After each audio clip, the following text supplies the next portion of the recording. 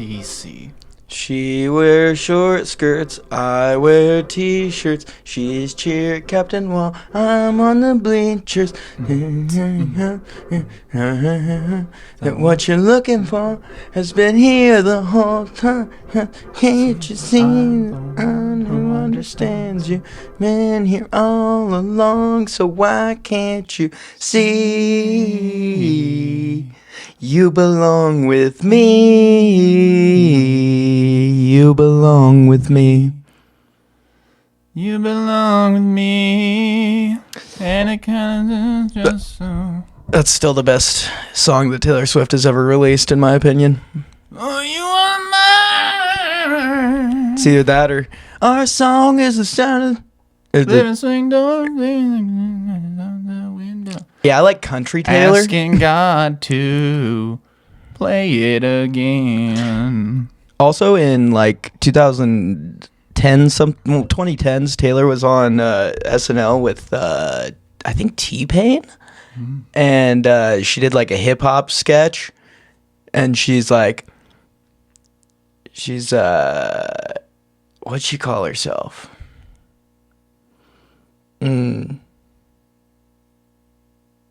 Fuck, I used to have that line memorized, but it was like 10-foot faux blonde hair to the flow. But she's not 10-foot faux. No. Is her hair down to the flow either? I don't think so, but you know, exaggeration. Hyperbole. Well, I guess while we wait, how was your week? It was good. You had a lot done, work wise. That's cool. Any highlights? Got really drunk on Tuesday night. That'll get you ahead. Like at work or No, after work okay. at Priya. Cool. So those fucking Tecatis, man. Dude, yeah, I had about 10 of them. And then I had a Doc Holiday shot.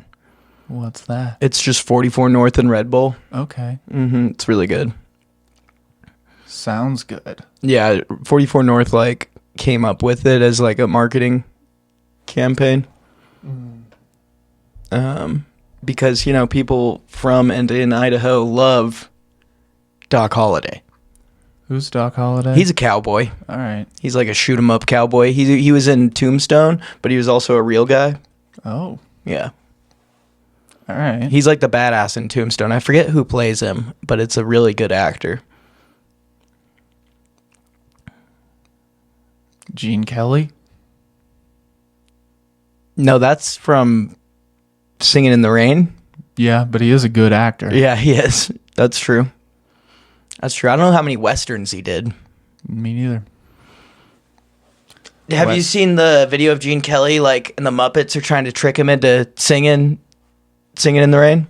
Maybe. And he's like and he's like, no, I'm not going to do it. And then like he finally like does it at the end. Nice. And like it was pretty sweet. He's like really old in the clip. Because it was like in the 90s or whatever. A lot of lore behind that movie. Apparently he did the Singing in the Rain scene with like 103 fever, and the whole suit, his suit was made of wool, and they were just pouring water on him, so it was just getting hotter and hotter and hotter. Damn. Yeah. Yeah, he said like his reasoning for like not really performing that song is that like it's so good in the movie that like he can never like match how good it is in that performance, and so he just doesn't like to do it, is what he says. That's a pretty... I basically did it the best anyone... Oh, there we go.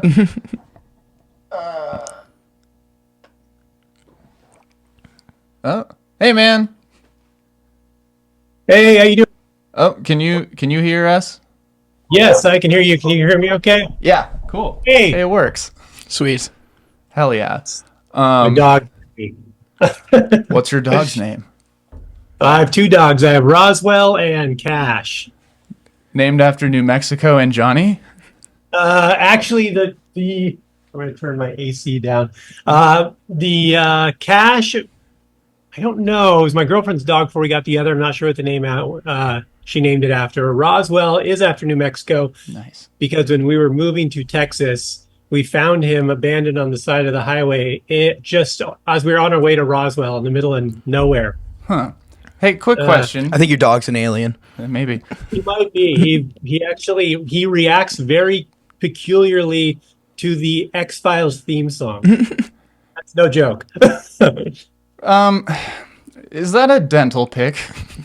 It is. I have a question. Yeah. So I work at a place where I clean cars all day. And one thing that people leave very often in their cars is dental picks. And I'm curious, are you like a mobile on-the-go flosser kind of guy? Or Yeah, I carry these with me everywhere I go. I have a pet peeve of things between my teeth drives me insane. And I have a little my business card is a little card carrier, so I just keep a couple in there everywhere I go. There's some in my car, and I religiously, anytime I eat something, I floss. you at least throw the pick away, right? No, that's my girlfriend's job. Yeah, I do. If you saw one sitting out on a table, that's gross, right? Yeah. They're Okay, not cool. for everyone else to Yeah. enjoy your toothpick at a later date and time. Thank you. Cool. That's what I wanted.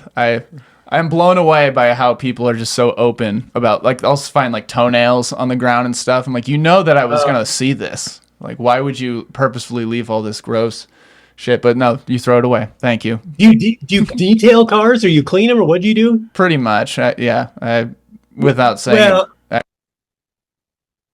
Well, yeah.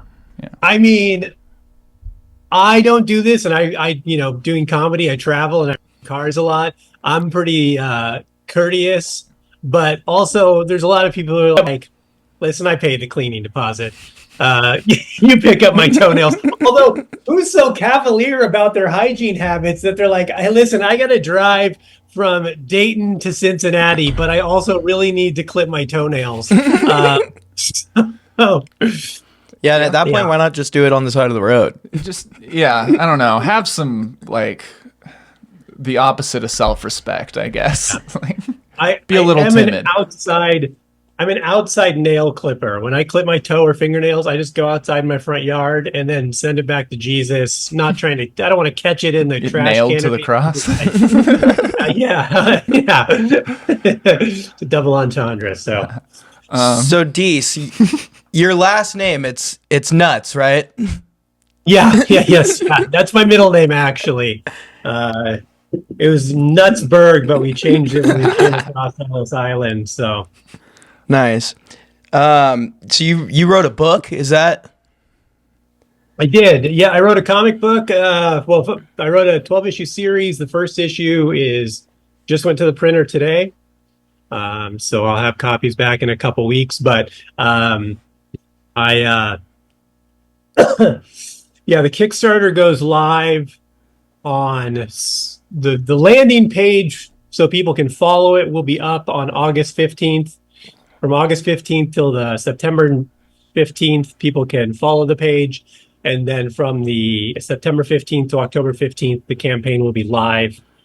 And then we'll go from there. So, yeah, I emailed you a little promo copy. I don't know if you guys got it or not, but...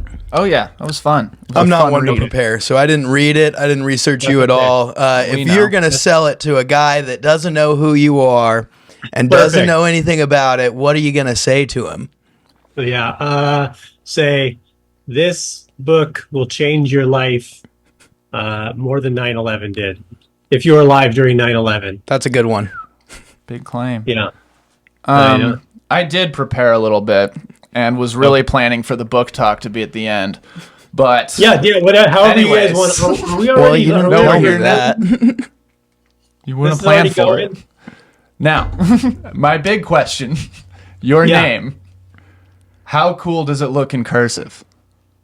Well, it depends on what font are we talking. Like who's cursive? Your Uh, cursive. my cursive, you can't. It's not even legible. But it's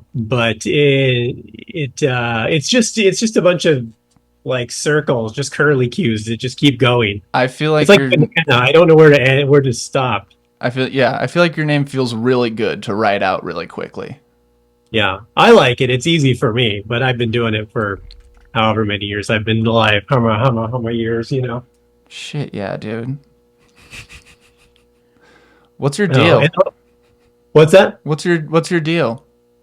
Well, I am a touring stand-up comedian. That's what I've been doing professionally for about 15 years now. So I've written on a bunch of stuff. I wrote for some websites, comedy websites. I've written for some shows. I wrote a book years ago. Always wanted to do a comic book, and I kind of had. I took the time to finally do it. Started writing. I mean, I've written a million over the years, but finally I was like, no, I'm going to do this project. This one really hit. Is something.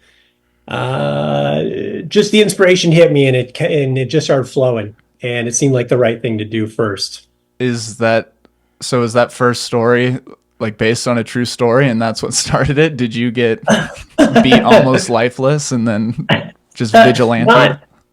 Not personally, but there is some people close to me where things happen that inspired pieces of it.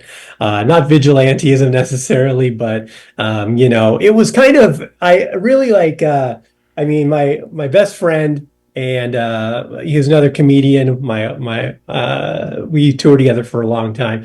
Right before COVID, he took his life, and that was like a weird thing going into COVID. And then I still think he got the better end of the deal, having lived through it. Yeah, but But and then and then COVID was a crazy time. However you feel about it, it was a crazy time. And I kind of had the idea dealing with all the stuff with like cops and blah, blah, blah. And, there's all these riots and whatever you want to call them. I kind of had the idea of like, there's like the term suicide by cop, right? That I kept hearing. And I'm like, well, what about like, like suicide by vigilantism, right? Like you just decide, you have nothing to lose. You want to die. You don't really have maybe the necessarily the balls to fully go through with it. So like put it in someone else's hands, right? okay. Let's all go around in a triangle. And if we were all going to be an actual vigilante, what our vigilants would be? What would we vigilant against? What would we vigilant I'll go against? first. Okay. Like my way of unofficially saving the world would be slashing tires of people who don't use their blinker. Okay. Yeah. That's good. That's good. Who's next in the triangle? You can go, Deece. Sorry. Okay. What I would do is I would wait outside of any super Walmart. Probably one, we'll say like, Oklahoma City. That's a good barometer for Middle America.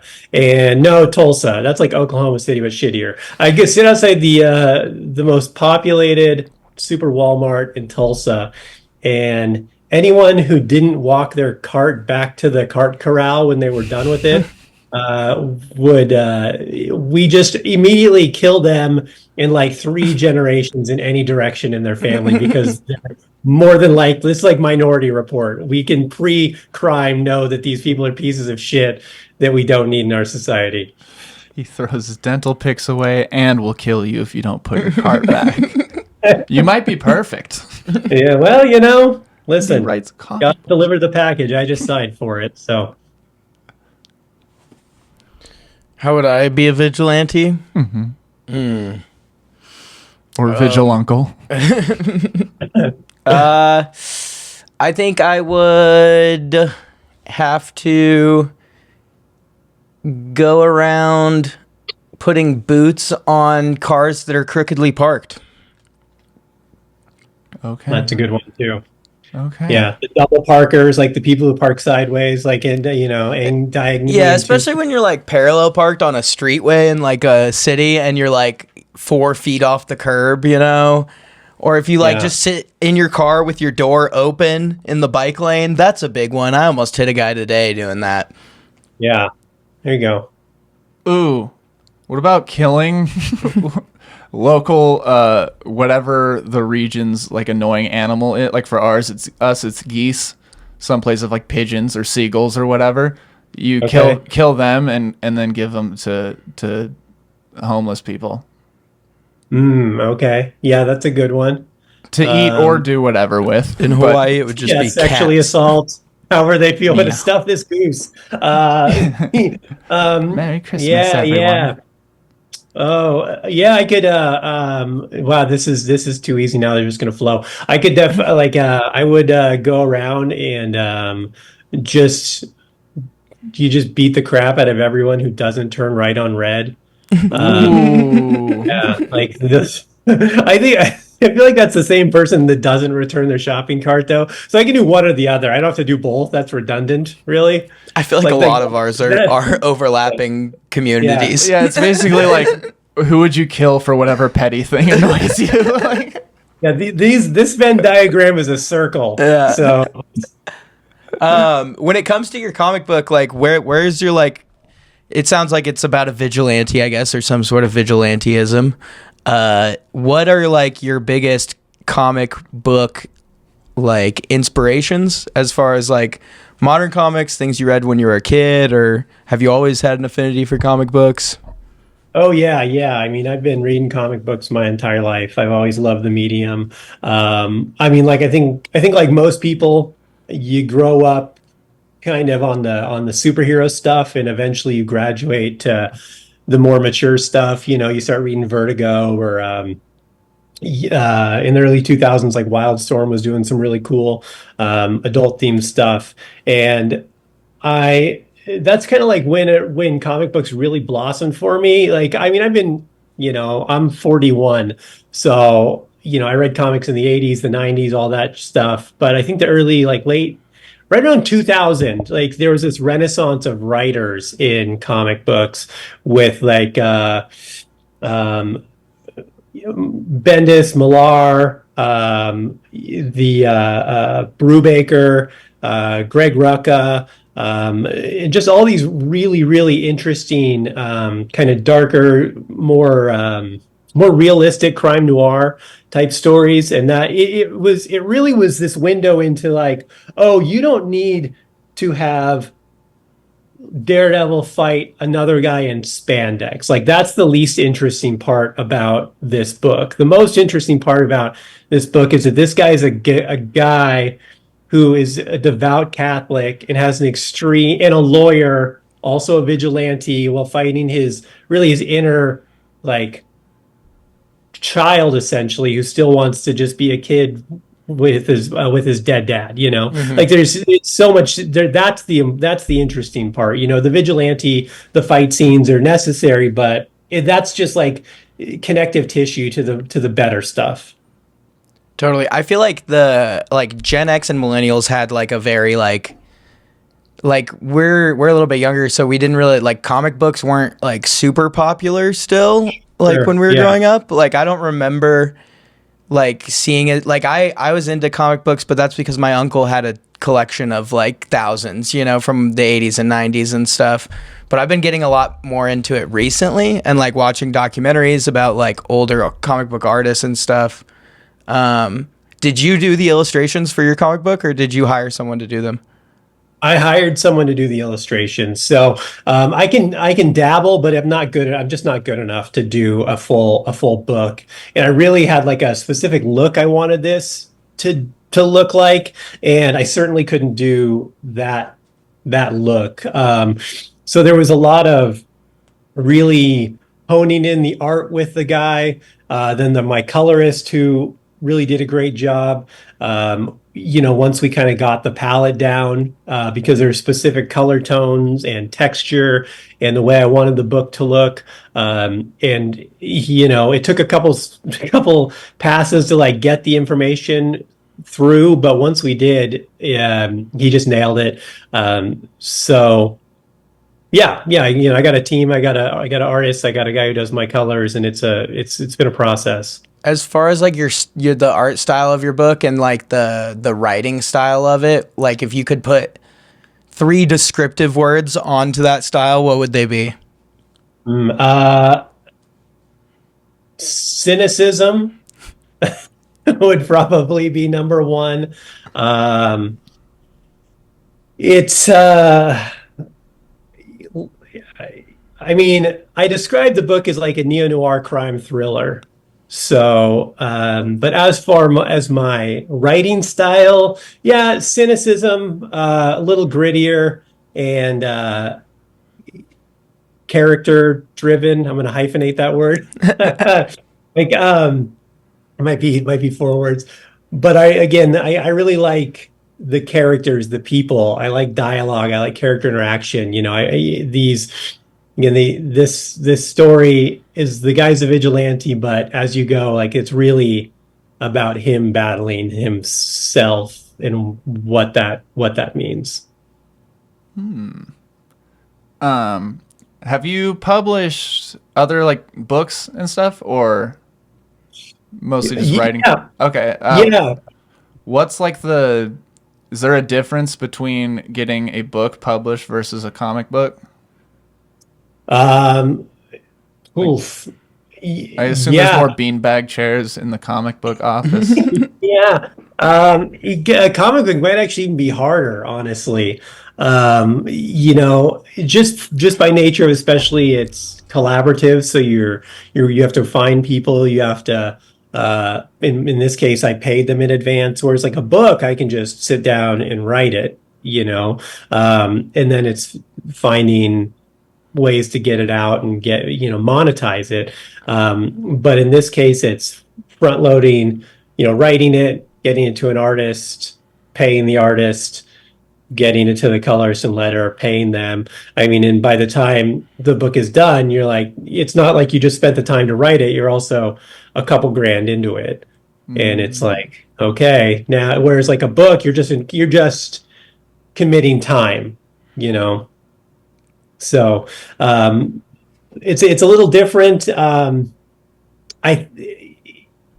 last book I published was like 10 years ago.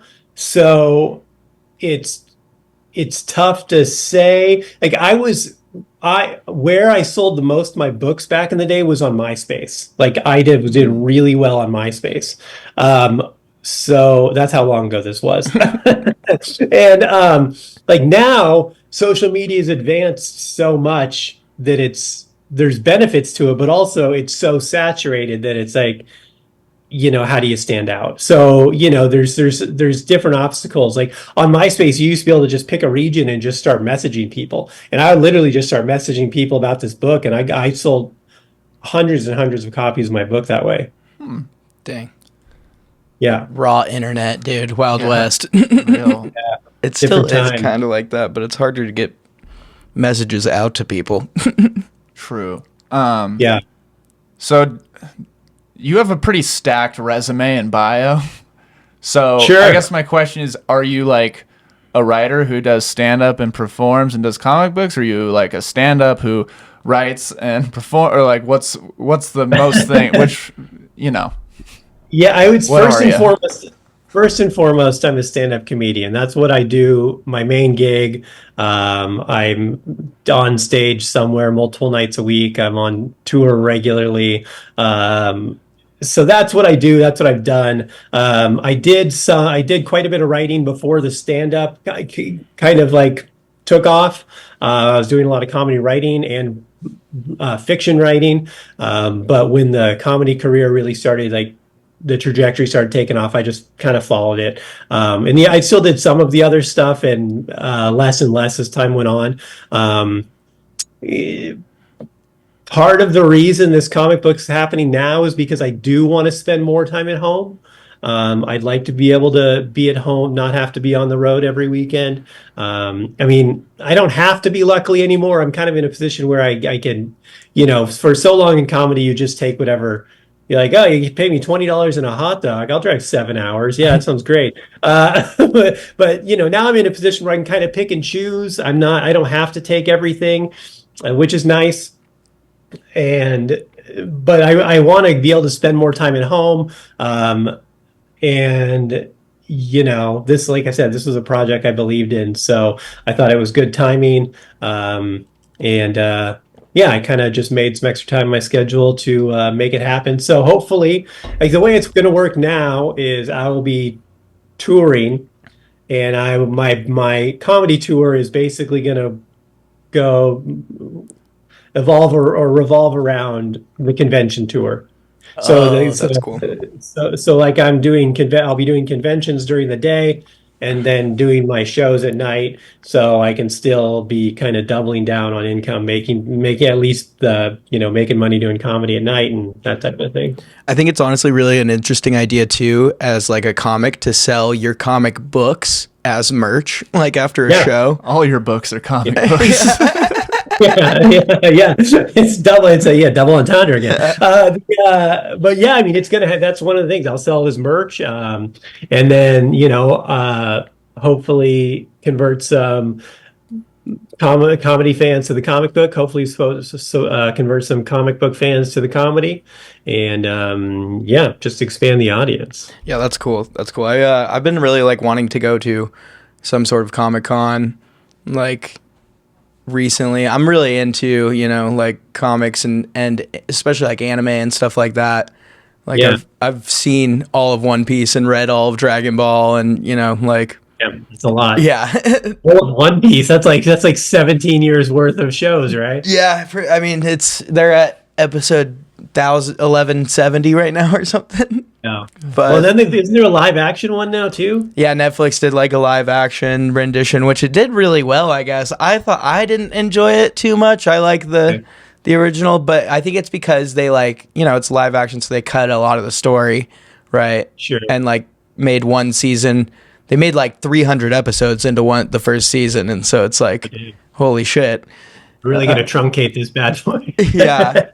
But no, it's really interesting, and like, the reason that One Piece is so successful is because it's so character driven, and like that's interesting because that's what you said. But the writer will he'll have the characters say these things or do these things, thousands of episodes in the past, and then it'll like come up again, and you're like, I can't believe he had the foresight to like write this in, and be like, oh, this is gonna be a big reveal in a year and a half, or whatever when I get there.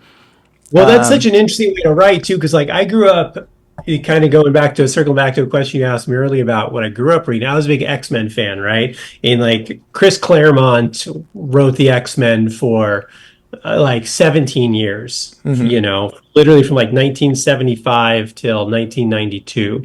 Just this, it's like the craziest run in comic books ever. And he really he said he used to write. He called it like tossing pizzas in the air, where he just like he'd create a plot, not having any idea how it ends, or like who this person is or what's gonna happen. He just throws it in the air and he's like, I'll get to it eventually, when and like eventually he would. Some of them 17 years went by and he never got back to, but I thought it was such an interesting way to write, and I mean, with these stories I'm writing now, I mean, this is like 12 issues. There's beginning, middle, and end. There's no sequel. It's just, this is this. I have stories I have comic, like books that are coming next that have a little more breadth to them, that are going to be a little longer. Some of them 20 issues, some of them 50, 60 issues, is the plan. But, I'm willing to write in that way where it's like, this is a good idea. Like, let's do this. And then, like, the characters almost, if you're doing it right, the characters eventually write themselves. Like, if you make this character a real enough person, you're like, oh, well, I'm not writing what they're doing. Like, you just think, oh, this is what this person would do, Totally. That's really interesting. I like that thought. That's what I think about Max. Think about what he would do next. It's usually yell at me about something. When have I yelled at you ever? I don't know. I don't know. Never. I haven't raised my voice in years. You're right. You just passive aggressively look at me. Yeah. I just passive aggressively look. You're deciding it's at you. Like an old married couple already. Look at you guys. I know go. we have been. It's part of our dynamic. Dude, you know, I don't know if you've seen this on YouTube. I've been watching this guy. He like just started posting videos a couple 10 months ago. His username on YouTube is Matt with 4 T's. It's just MAT 4 times. But he does like 45 to an hour long documentaries on comic book writers and artists of like the 80s and 90s, and it's like usually pretty controversial ones and stuff. And it's really interesting. Like I didn't realize that, you know, like The Walking Dead was a comic to start, you know, and like, you know, these big media things like same with like The Boys. I didn't know The Boys was a comic book before it like was bought out by Amazon. Like a lot of like the newer like really, you know, popular TV shows were like these adult comics and stuff like that. And I think it's like not really well known by like the general public. Yeah, I mean, it's all about the IP now, right? Like no one's, you know, Hollywood doesn't want to create ideas. They just want to license shit or just keep pumping out the next Marvel movie because people recognize it, you know? Like we need an 18th Transformers movie. This is what we need, you know? But yeah, I mean, there's even more stuff. There's like there's a show on Netflix called Lock and Key. That's based off a comic book. There's another one there's a million more. There's, you know, I mean, there's whole comic book companies out there. Like, what is it? Scout? Is it Scout? I think, or Vault. One of these comic book companies that basically they're just an IP house. All they do is do like these 4-issue miniseries, and they just keep cranking them out. And they're just hoping that one of them Hollywood like wants to buy, because all they have to do is sell one, and they've made their fiscal year like a bazillion times over. Yeah. So, they crazy. just kind of. Is that something you would be interested in for your comic book? Like eventually, maybe having it made into a series, or are you like just in it for the? I don't want. Yeah, I don't want any money. Yeah. Who wants to make money? This is fucking. Yeah, I just want to be in a communist utopia. Respect. Where everyone can read my comic books for free. Yeah, I mean, I would, of course, if someone came knocking on my door and wanted to do the project, but there would be caveats. You know, it is something where I do have enough artistic integrity. I hate that saying because it sounds fucking real bullshitty, but or I've done enough projects, and I've done enough things and said no to enough things and said yes to enough things that I regretted over the years that like I wouldn't take a deal just because somebody presented me one. Like it would have to be something where I'm like, I would need to be heavily involved and make sure it ended up being what I wanted it to be. Because there's a bunch of shit out there that I watch that like there was a show recently called Y the Last Man, like the letter Y, the Last Man. I don't know if you guys watched it. It was on Amazon Prime. Don't watch it. It's not good. My mom told me she liked it. Yeah, well, I'll tell her she's wrong. Don't worry. Yeah, tell her she's wrong. She can call me. But it's that was based off a comic book. And it's based off arguably, if you ask real comic book connoisseurs, probably 9 out of 10 of them would at least mention that in the conversation of best comic book of all time. But the show was terrible. Sorry, Max's mom. If you're a big fan. I don't think she watches. Here's a pitch. Stan, the musical. Musical, yeah. Stan the Flamethrower. Yeah, it would. Maybe. Hey, if we get, would you take Stan to Broadway? Yeah, if you know Manuel, what's his name? Lin-Manuel. Yeah, what's that guy's name that did Hamilton? Lin-Manuel Miranda. Then yeah, that guy. If he's on board, then I'm on board. Let's do it. Hell yeah, dude. We'll let him know. So we're at like the part where Zoom gives us a 10-minute warning. Okay. So real quick, can you give like your, I guess, plugs or whatever, and then we can just chit chat this time away? Yeah, for sure. So yeah, follow. I'd ask everyone to go to on Instagram. Go to Inferno.Earth. That's also the Facebook page. That's also the website. There's no .com. .earth is the domain. Badass. Inferno. So you can follow that on all platforms. Or you can follow me on Deece.comedy for comedy stuff and updates on the project. But again, the landing page for the Kickstarter will be up on August 15th at the latest. So please, like, even if you don't buy, like, and help out donate to the campaign, at least follow the page, because it helps us a lot get up in the algorithm and helps it get more eyes on it. That's like a huge help to the campaign. But also buy something. You won't be disappointed. It's a pretty inexpensive buy-in. $10 gets you the book, the first issue. I've had some people read it. I've had a couple comic book publishers read it, some small press companies that really have loved it. I actually had a deal for it at one point that I backed out of and decided to do it independently. So, there is some legitimacy in that publishers have wanted it and liked it and gotten really good reviews so far. So, just follow the campaign. Please donate. It helps a bunch. Like I said, $10 gets you the physical copy of the book. That's a really good deal for people who don't know comic prices. I mean, especially for indie comic, a lot of indie comics are like $20 just because of the cost of what it takes to make one to begin with, So. Hell yeah. .earth. Yeah, Inferno.Earth. So yeah. There's no .com anymore. It's just Inferno.Earth, and that's it. There it is. There you go. Give her a followed. Yeah, we'll start posting a bunch soon, and we'll get this bad boy going. Cool.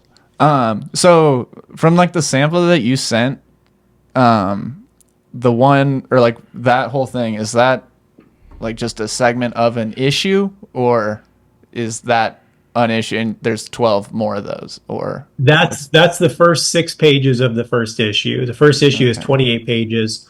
That's the first 6 pages of that issue of number 1. And then, sorry, I'm still trying to learn comic books. That's okay. All the 12 of them are like based around that Stan guy going through. Yep. That it's beginning, middle, of end Cool. of his story. So you'll have it's all about him, all about his journey, and what happens to him. So, and how it happened. Exciting. Yeah.